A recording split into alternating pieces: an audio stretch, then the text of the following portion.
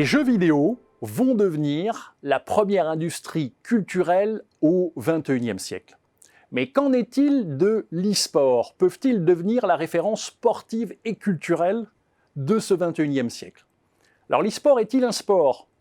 Déjà, l'e-sport demande des capacités techniques, demande des capacités de réactivité, peut se jouer seul ou en équipe.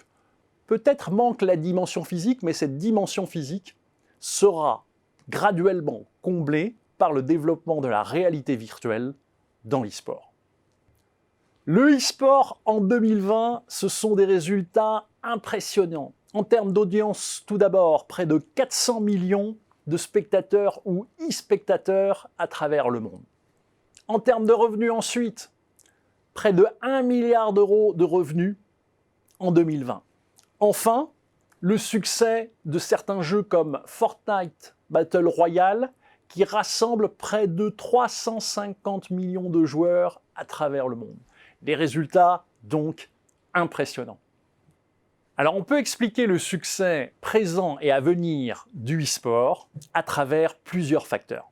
Premièrement, le e-sport est un sport global. Il est joué sur tous les continents, Europe, Asie, Amérique, avec un fort potentiel de développement en Afrique.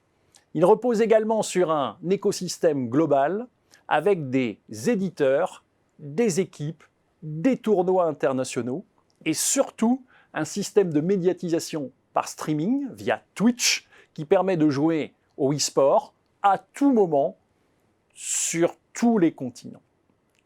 Deuxièmement, le e-sport d'un produit est devenu un service dématérialisé mondial. On peut jouer au e-sport sur tous les supports, l'ordinateur, la console de jeu et surtout aujourd'hui son smartphone. Mais plus encore, aujourd'hui le e-sport devient un service free-to-play, donc potentiellement gratuit jusqu'à un certain stade, qui permet à de nombreux novices de découvrir les jeux vidéo de compétition. Troisième facteur, le facteur consommateur et générationnel. Le e-sport, c'est l'apanage de deux générations. Tout d'abord la génération Y, qui a aujourd'hui entre 20 et 40 ans, et la génération Z, qui a entre 1 et 20 ans. Ces générations ont l'habitude de jouer aux jeux vidéo et au e-sport, et elles vont remplacer progressivement la génération du baby-boom. Donc mécaniquement, un gain d'utilisateurs pour le e-sport. Quatrième facteur extrêmement important, les organisations sportives traditionnelles, football, basket, tennis, adoptent et développent des sections de e-sport. C'est le cas en football avec Paris Saint-Germain, Lyon, Manchester, plusieurs clubs européens. C'est le cas pour le tournoi de Roland-Garros qui a développé des e-series Roland-Garros. C'est le cas pour le basket américain, le NBA, qui a développé avec succès une section e-sport, le NBA 2K. À travers ces quatre facteurs, on observe ainsi une démocratisation accélérée de la pratique du e-sport en ce début du XXIe siècle. Le e-sport, pour devenir la référence sportive et culturelle de ce XXIe siècle, devra faire face à deux challenges.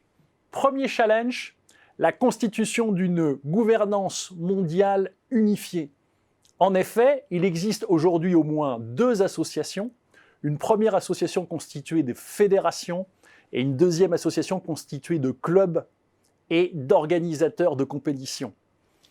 La constitution d'une gouvernance mondiale unifiée permettra d'établir des règles de ce jeu et de négocier la participation aux Jeux Olympiques. Deuxième challenge, cette nouvelle fédération du e-sport unifiée devra mettre en exergue les aspects ludiques et éducatifs du e-sport, alors que certains jeux du e-sport sont parfois associés à la violence. Quelles sont les perspectives de développement pour le e-sport dans les 10 années à venir? Premièrement, devenir un sport universel en participant aux Jeux Olympiques, par exemple les Jeux Olympiques de 2028 à Los Angeles. Ceci paraît possible dans les mesures où le e-sport a été sport de démonstration aux Jeux asiatiques en Indonésie en 2018. Deuxièmement, devenir un sport légitime en termes d'intensité physique. Ceci pourrait être réalisé à travers le développement accéléré de la réalité virtuelle dans l'e-sport. Au final, le e-sport pourrait devenir la référence sportive et culturelle incontournable en ce milieu du XXIe siècle.